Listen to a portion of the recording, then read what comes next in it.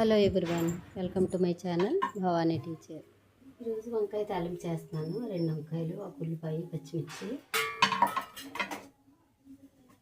వెల్లుల్లి, కరివేపాకు, ఎండుమిర్చి, ఆవాలు, జీలకర్ర, మినపప్పు, శనగపప్పు, ఇంగువ. ఇప్పుడు మనం వీటిని కట్ చేసుకుందాం.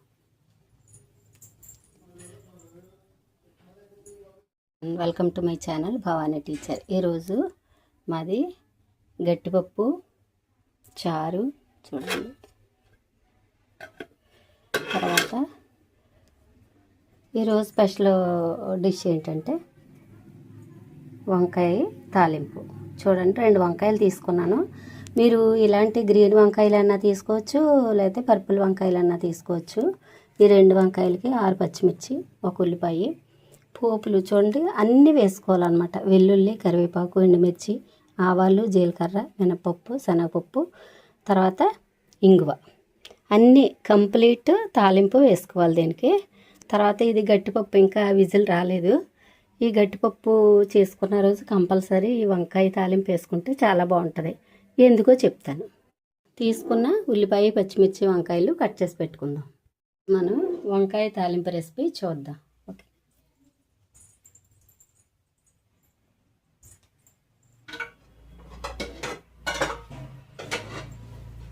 డిష్ పెట్టుకుందాం.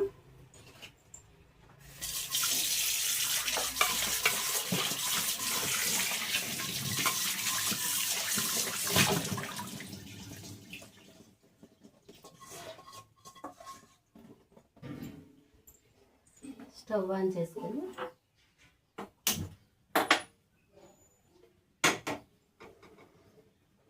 ఆయిల్ వేసుకుందాం.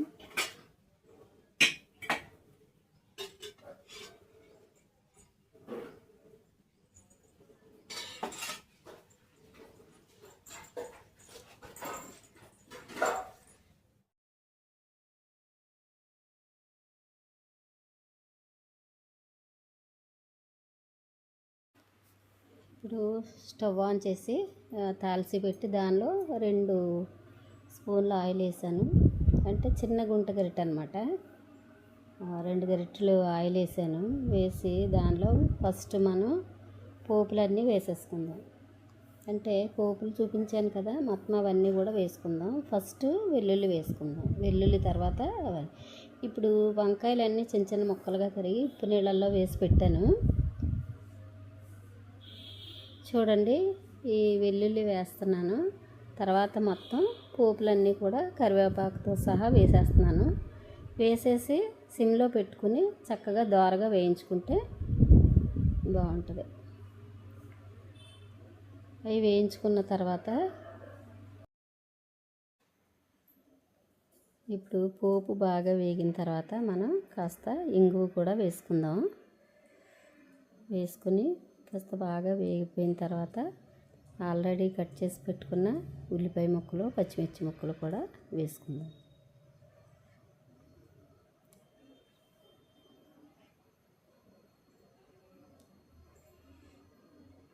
ఇప్పుడు ఒక ఉల్లిపాయ తీసుకున్నాం కదా, ముక్కలు వేస్తున్నాను.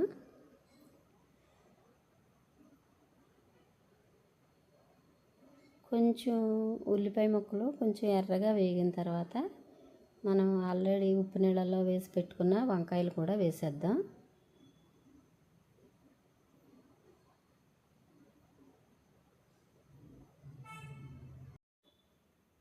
ఇప్పుడు వంకాయలు వేసేద్దాం. వంకాయలు వేసుకున్న తర్వాత అప్పుడు వంకాయల పైన పచ్చిమిర్చి కూడా వేసుకుందాం. ఎందుకంటే వంకాయలతో పాటు పచ్చిమిర్చితో పాటు వంకాయలు ఉడకటం వల్ల టేస్ట్ చాలా బాగుంటుంది.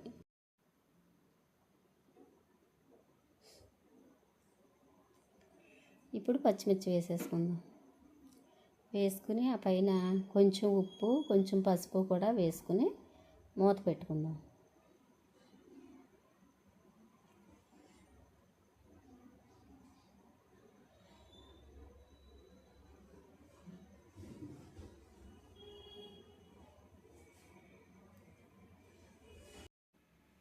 ఇప్పుడు మన కర్రీకి సరిపడా ఉప్పు వేసుకుందాం.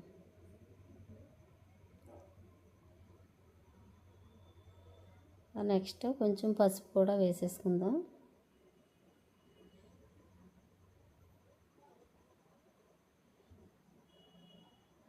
కొద్దిగా పావు స్పూను పసుపు.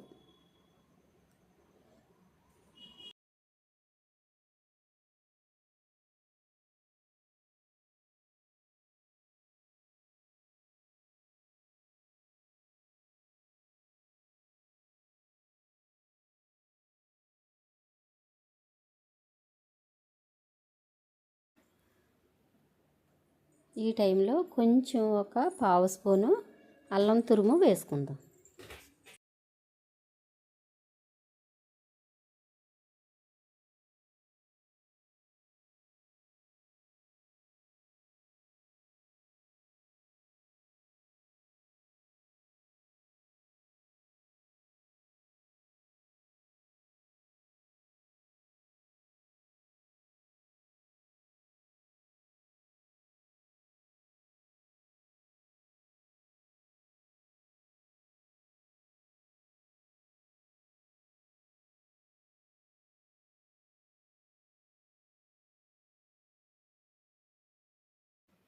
ఇప్పుడు మూత పెట్టేసి ఒక 2 నిమిషాలు ఉడకనిద్దాం.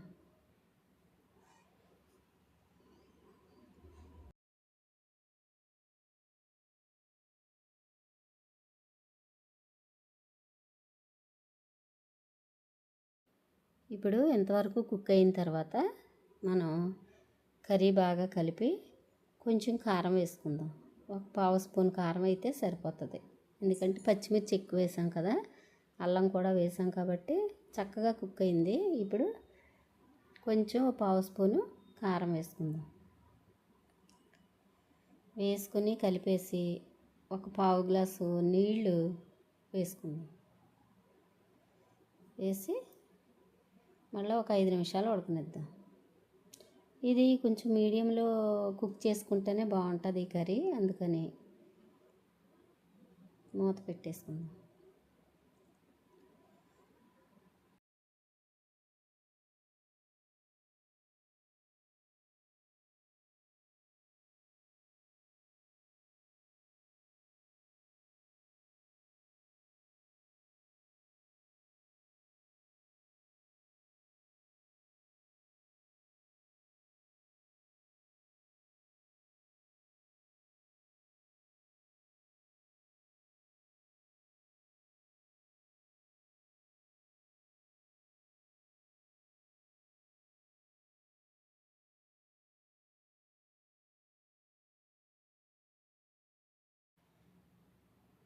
ఆ వెంటనే మనం ఉడికించుకున్న పప్పు ఉంది కదా, గట్టిపప్పు చేసుకున్నాం కదా, దాన్ని ఒక 2 గరిటెలు ఈ కర్రీలో వేసుకుందాం.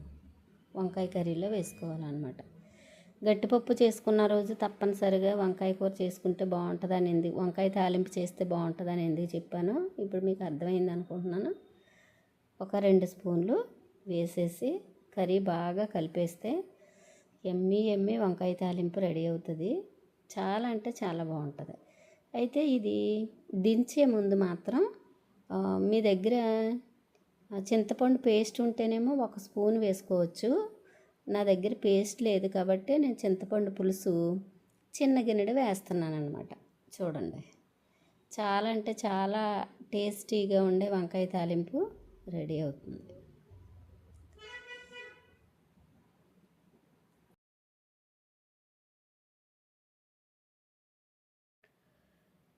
ఇప్పుడు ఒక 2 నిమిషాలు కుక్ అయిన తర్వాత మనం చింతపండు పేస్ట్ కానీ చింతపండు పులుసు కానీ వేసుకుంటే చాలా టేస్టీ ఎమ్మి వంకాయ తాలింపు రెడీ అవుతుంది. ఒకసారి మీరు ఇలా చేసుకొని తిని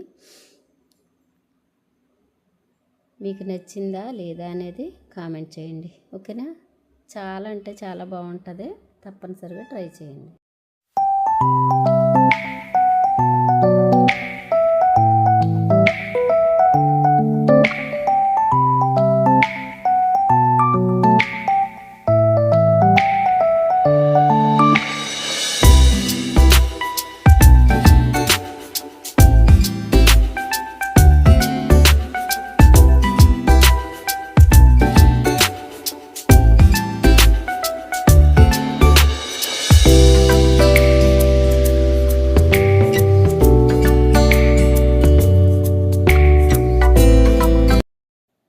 టెర్రస్ మీద నుండి తెచ్చిన కనకాంబరాలు చామంతులు అన్నమాట.